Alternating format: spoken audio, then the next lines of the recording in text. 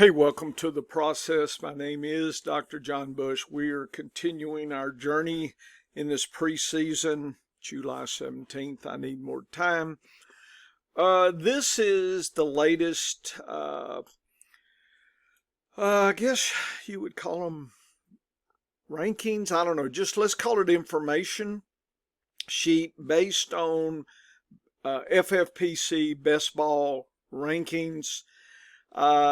Just to give you an idea of what we're thinking and seeing and considering. Again, this is not the end.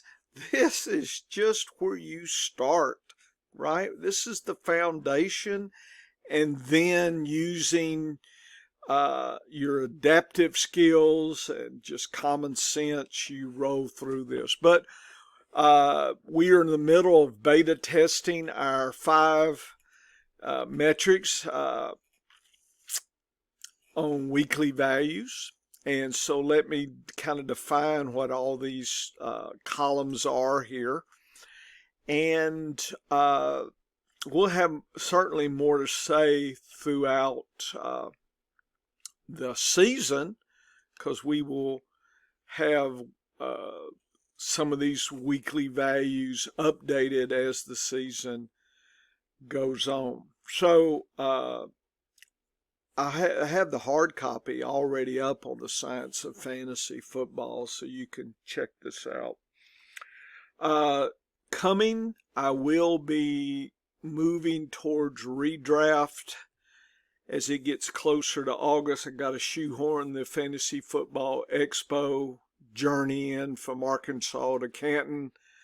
Never been up that way, so we'll see what the F is going on up there. I'm meeting Dennis, and we're going to have a high old time. If you're going to be there, come and find me. I'll probably not look like you think, or maybe I will. I don't know. Okay. So we have ranking right here, RK ranking. The ADP, kind of an average ADP. This is FFPC, just kind of defaulting to their ranking. This is the round. So each figure is 2 rounds. So it's round 1, round 2. Player. And jumping ahead, but if there's a pink coloration, that means that the public is higher than our metrics might suggest they should be. Okay. Again, we're just testing these metrics, right? So how good are they? I will say that Dennis, with his MVP and weekly values, and I've done comms a little bit, but haven't really done it like this to actually stare in the face of ADP. So this is, I think, the first time we're going to really knuckle down and have this. So, you know, I'm hoping at the end of the season, early next year, we can go back and say, and of course we'll have to define what a hit or miss is, but just kind of gauge our 5 metrics with the public. Right? I mean, the idea is we want to be a little better, right? Give us a little edge. But in some ways, if we can be as good as the public, that can still give us an edge. And I'll bring that up down the road. But anyway, the worst case scenario is our metrics suck and ADP just crushes us, and you know we're back to square one. I don't think that's going to happen, but we'll see. Okay, and if it's green, then those players at that position is we're higher. Our metrics, when I say our metrics are higher than the public. Okay. Again, we're hoping to figure out what that really means. I will say in the first round, there's no green there. It's all pink. So does that mean those are failures? No, it just means there's some, from our metrics point of view, there's some concerns. That's it. That's where we start. Okay. Position, the team, the bye week, positional rank. That's what the FFPC's ADP says. CMC is the number one ranked RB. CeeDee Lamb is the number one ranked wide receiver. Sam Laporta is the number one ranked tight end, that kind of thing. So that's what those are. And the next column, I called it a scaled ABMM. Okay, so the word scale means we change all the metrics to fit on a scale of 0, worst, to 100, best. Okay, what that is ABMM. So that means average, Bush, Mendelson metrics. That's it. Okay, we all love abbreviations. So I took all 5 metrics, just took a crude average, no messing with anything there. If you know about things like machine learning and whatnot, you can change values of data streams and nodes and these kind of things. Principal component analysis can be applied, and I will apply it afterwards this year, and we'll know kind of the numeric value relative to the other ones. Okay. And we'll also answer the question, is 5 too many? Or 1 or 2 telling us pretty much everything we need, and the other 3 are just to waste our time to concoct, right? The principal component analysis can help us figure that out. So we do the average Bush Mendelson metric. Probably should do just 1 M there. That might have been me. Positional rank. So we used that scale value and did our own positional rank based on our metrics. And then I calculated the difference from the ADP positional rank, FFPC, and ours, and called it a difference. Anything in red is going to be difference to the low side. So we're lower than the public. So right away, Bijan Robinson. Our metrics are minus 12 on his RB rankings. Public has him, number 2? Big deal. And I know why that is, but there it is. Okay. PPR scale, that's just the FFPC has yearly total points predicted, and I manipulated those predictions to my tweaks.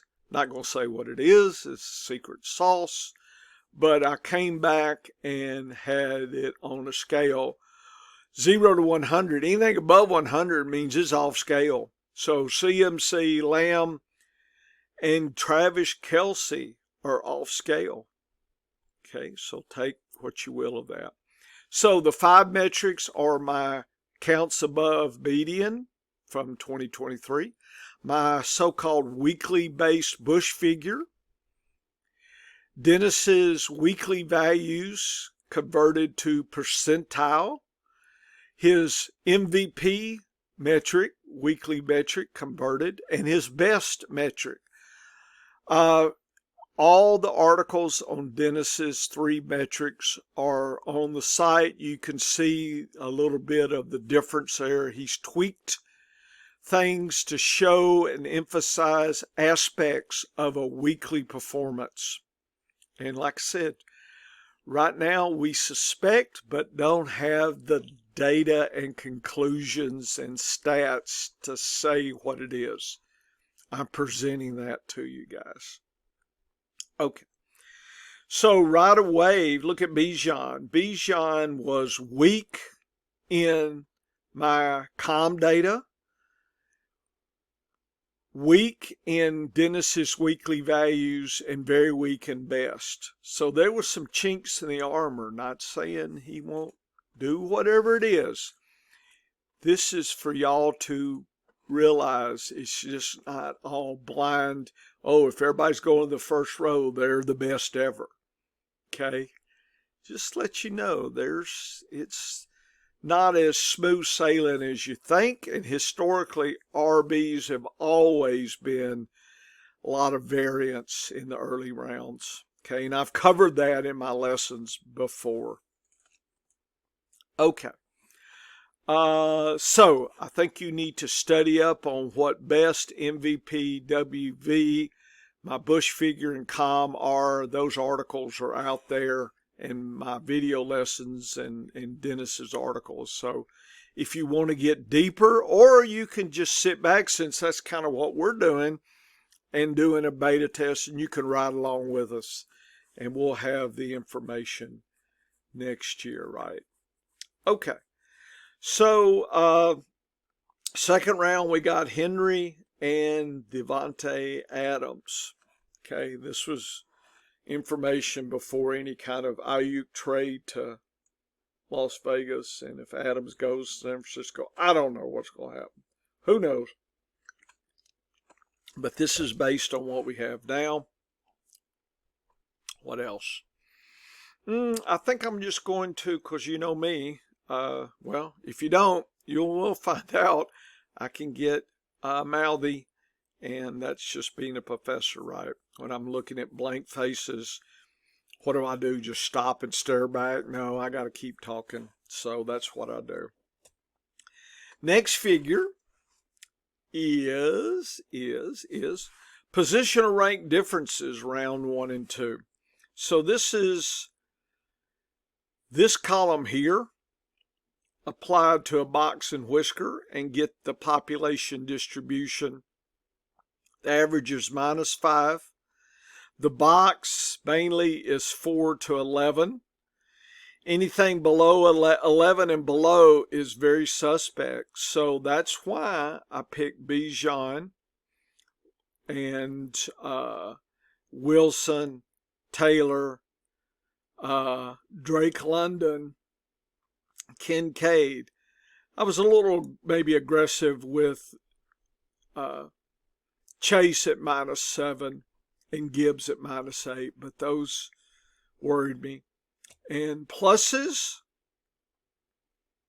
Henry and Adams right there. So I defined the areas of concern or hope, I guess, green versus pink, by this data.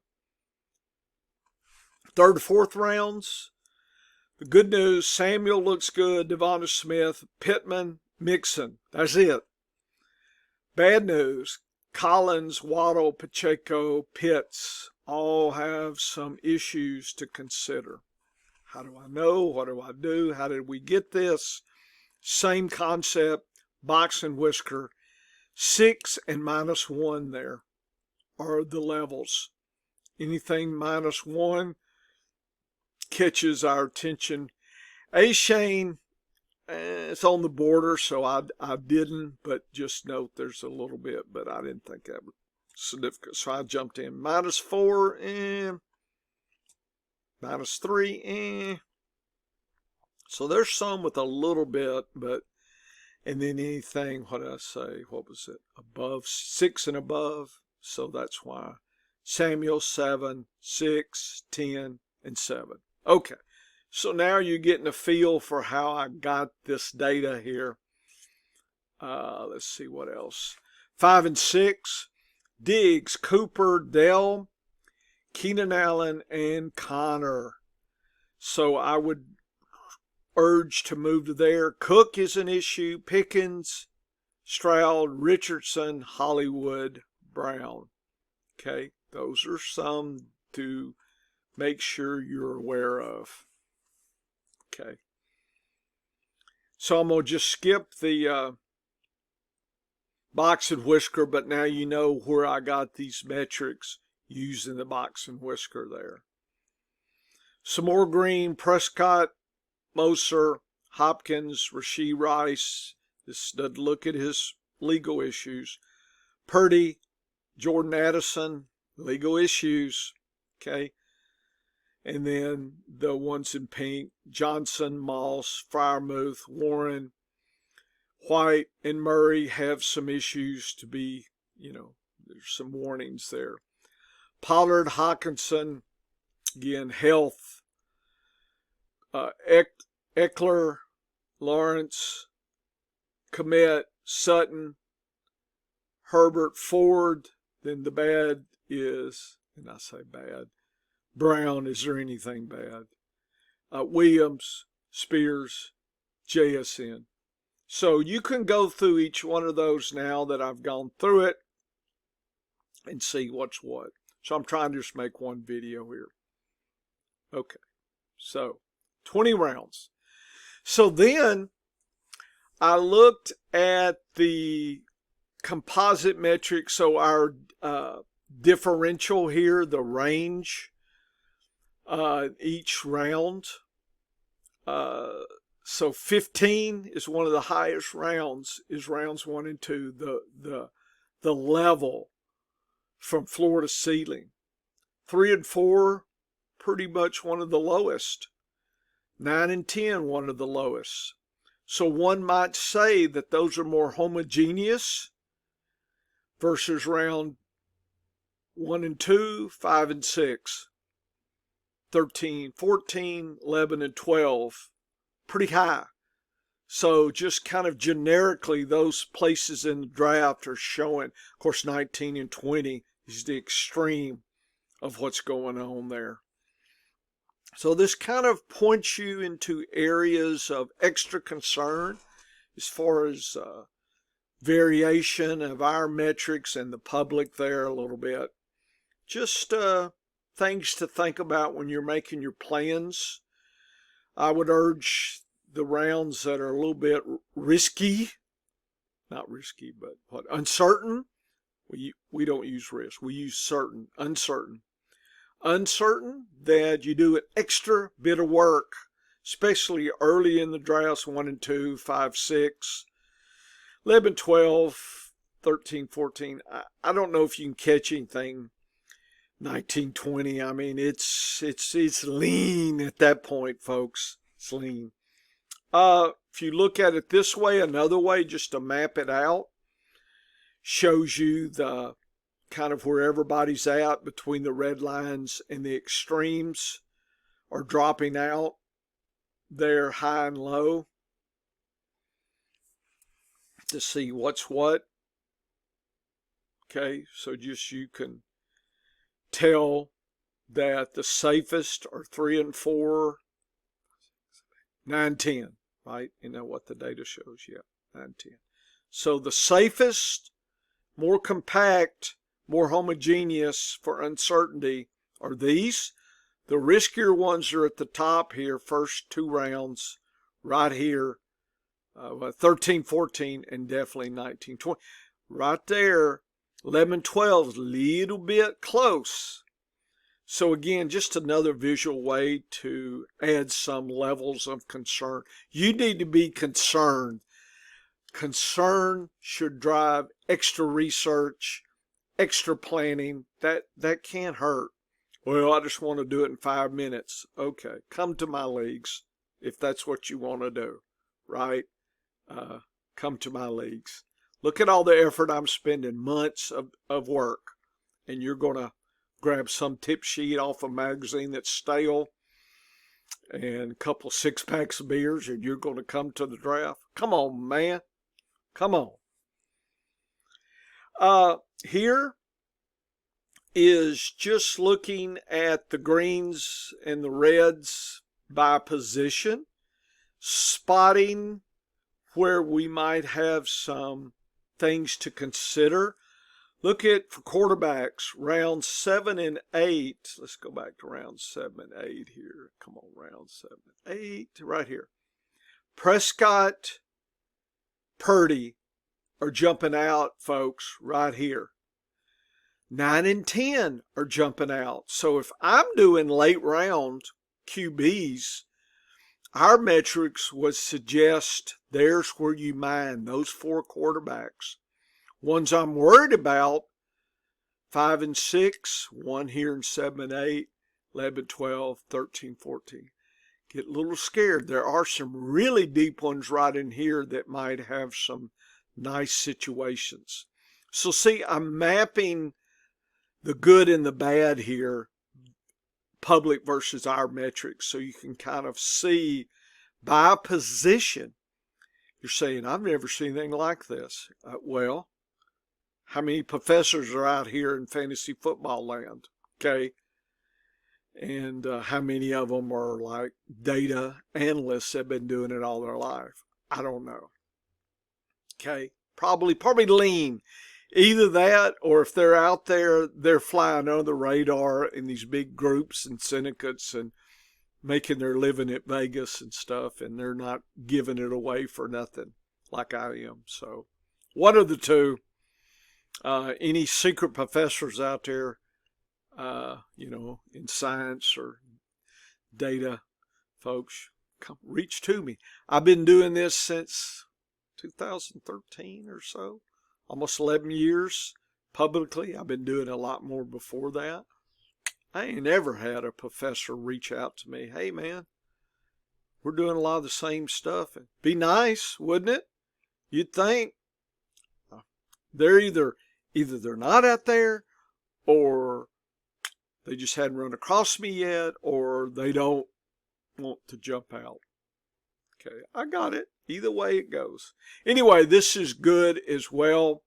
This will spot you quickly. So in some ways, this may be the first thing you start your draft looking at, making some of your draft plans, and then using the metrics and hone in on who I'm talking. Like the tight ends, rounds 9 and 10. Apparently there's 3 of them that are very intriguing. Let's see who those are. Those are Hawkinson interests me. Komet interests me. Who else interests me? Did I mess up here? I may have messed up on my counting. It happens. My bad. It's only 2. Well, I'm not going to change it. I'm not going to change it. Maybe I was counting Schultz, because he does have a +5. Maybe I should have done him kind of pink. Anyway, but those are of an interest to me, okay, in my best ball. Okay, hope you had fun. I'll put this with the hard copies and let you know, not doing it now, but come back when I'm doing the redraft, because what I'll probably do is extend this analysis to team level, so I can take this data here that you see and sort by team and position, and now we can look team by team, speculate about pecking order of wide receivers, running backs, these kind of things. Who are the handcuffs, and some questions there at the team by team level.